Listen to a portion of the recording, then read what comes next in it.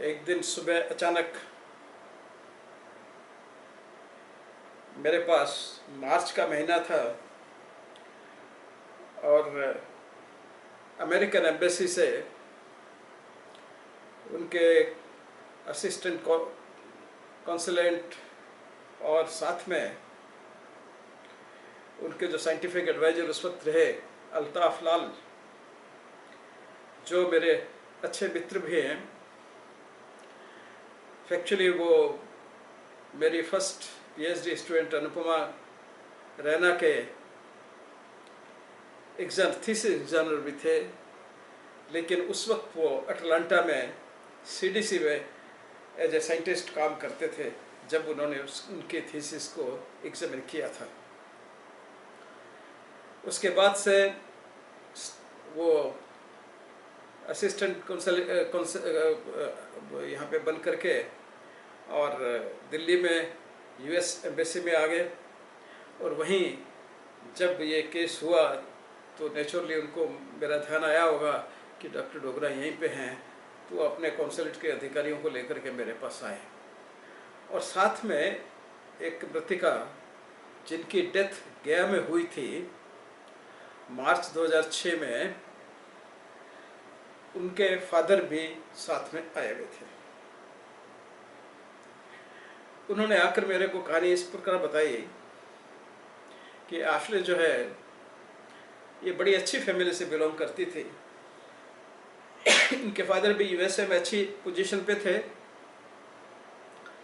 और इस लड़की के ग्रैंडफादर जो है वो अपने एरिया में माने हुए, जाने पहचाने हुए कार्डियोलॉजिस्ट थे।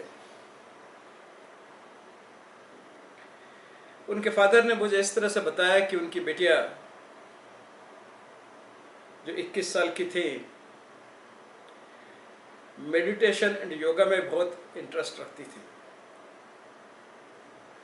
और वहीं पे अमेरिका में एक रूट इंस्टीट्यूट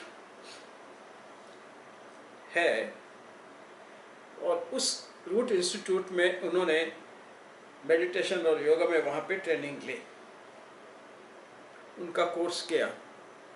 और कोर्स करने के बाद इंटर्नशिप की तरह जैसे ट्रेनिंग प्रोग्राम्स होते हैं, उसके लिए उनको पैसिफिक इंस्टीट्यूट जो गया में थी वहाँ पे आने का या जाने का आदेश हुआ, या वो उनकी पार्ट ऑफ डिग्री या प्रोग्राम जो भी था उसका होने के कारण उनको आना पड़ा। वो आई, उनके साथ और भी बच्चे थे वहाँ पे।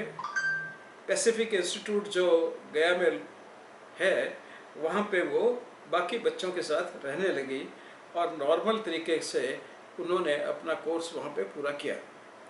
किसी तरह की कभी उनकी कोई शिकायत या किसी और तरह की कोई उनके बारे में घटना दुर्घटना कहीं भी रिकॉर्ड में अंकित नहीं थी। अचानक 13 मार्च को जब सब बच्चे सो रहे होते हैं तो रात को 4 बजे कुछ थड जैसी आवाज़ उनको हॉस्टल से ऊपर नीचे सुनाई दी। तो नेचुरली जो हॉस्टल के इंचार्ज थे वो भी अमेरिकन ही थे, वो अपने बाहर आए और उन्होंने कोई 4:04 के आसपास जाके वहाँ पहुँच गए और उन्होंने पाया कि एशले जो है वहाँ पे बिल्कुल सीधी पड़ी हुई है, उनके पैर दीवार की तरफ है और चेहरा ऊपर की तरफ है, हाथ दोनों साइड्स में हैं और जैसे वो लेटी हों सोई हों उस तरह से नीचे पड़ी हैं। उन्होंने तुरंत कुछ रिससिटेशन करने की कोशिश की और बाकी लोगों को बुलाया, कुछ लोग और भी आ गए और सब ने 15-20 मिनट तक उनको रिससिटेट करने की कोशिश की, लेकिन वो सफल नहीं हो पाए। तो फाइनली उन्होंने करीबन 25 मिनट बाद ये डिसाइड किया कि हम एम्बुलेंस लेकर के वहाँ पे गया मेडिकल कॉलेज जो है गवर्नमेंट का है, गवर्नमेंट गया मेडिकल कॉलेज, वहाँ पे इनको ले चलते हैं। उन्होंने अपनी गाड़ी में उनको लिया और गया मेडिकल कॉलेज में चले गए।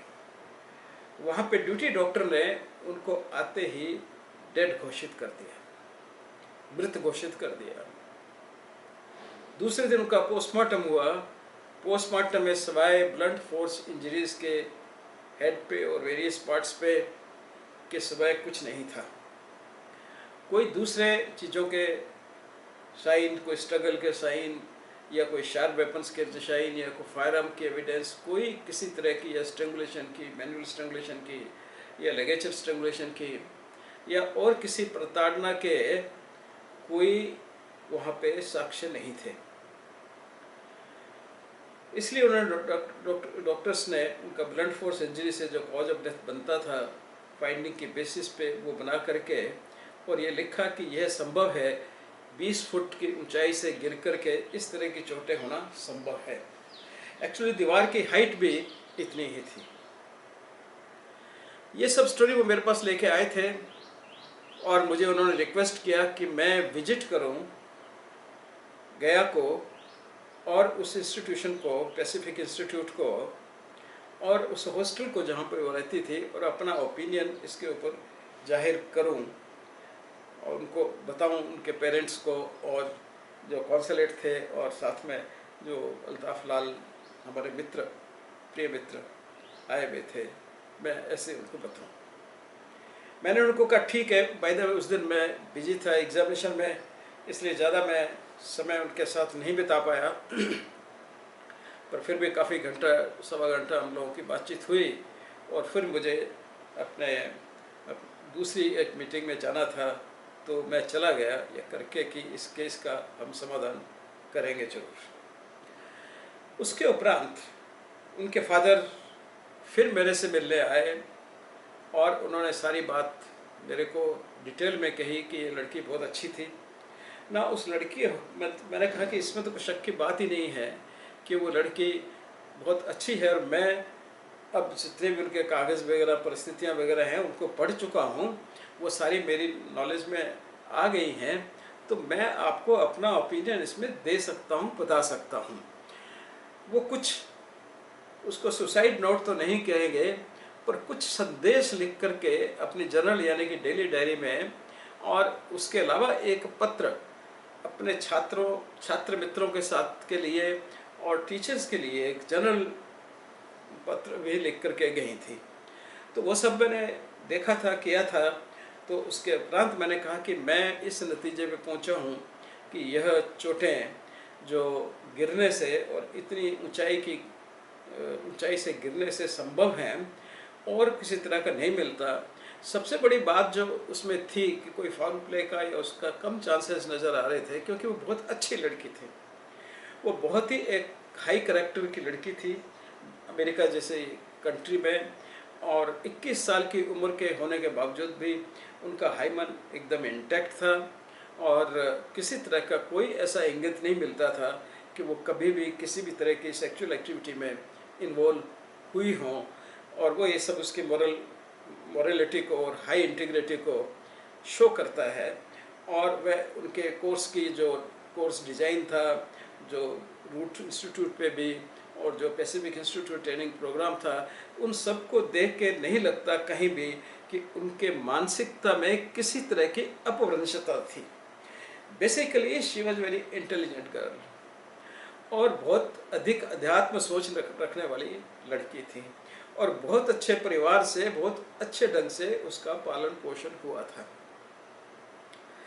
अध्यात्म और योगा में उनका इंटरेस्ट होने के कारण उन्होंने रूट इंस्टीट्यूट जो यूएसए में है उसको ज्वाइन किया था और उसके उपरांत प्रैक्टिकल ट्रेनिंग के लिए और इंटर्नशिप टाइप का एक कोर्स करने के लिए वो भारत आई थी, गया में आई थी पैसिफिक इंस्टीट्यूट में।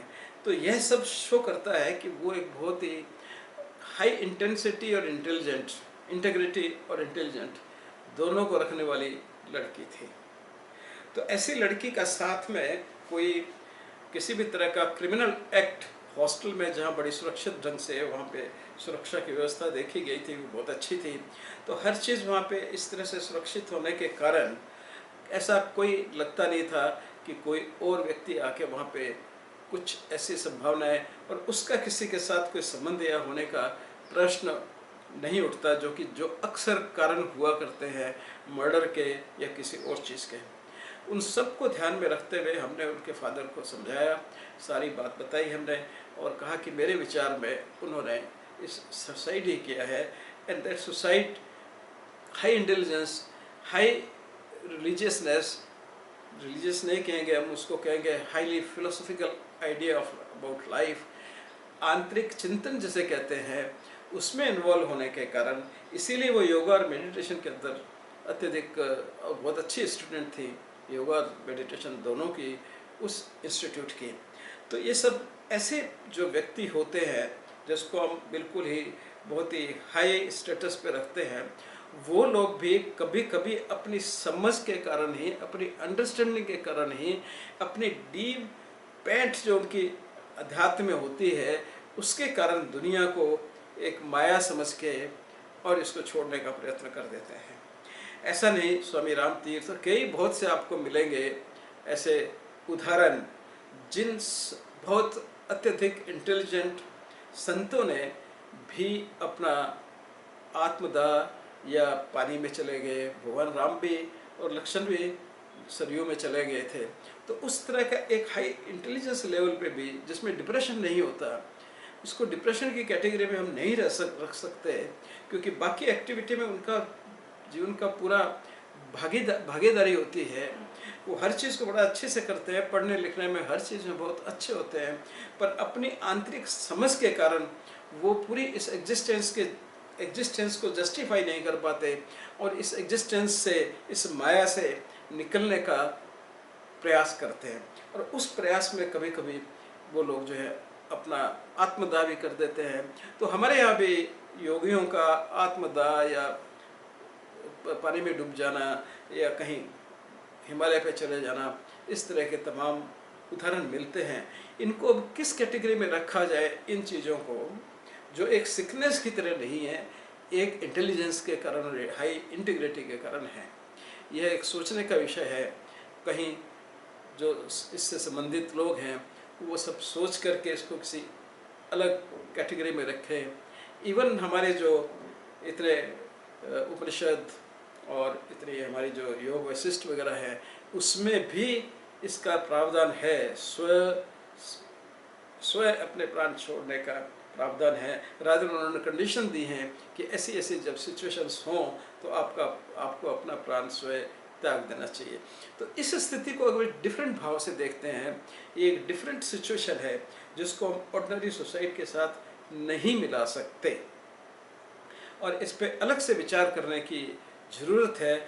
और उसका ट्रीटमेंट भी, मैं ये नहीं कहता कि इन लोगों से बातचीत नहीं करनी चाहिए, आफ्टर ऑल वो समाज के लिए बहुत उपयोगी हो सकते हैं अगर वो अपना प्राण स्वयं नहीं छोड़ते या स्वयं मृत्यु को नहीं अपनाते हैं, तो वो बहुत ही उच्च स्थिति पे मानसिकता की और अध्यात्म की दोनों की स्थिति में जाकर के समाज को बहुत कुछ दे सकते हैं।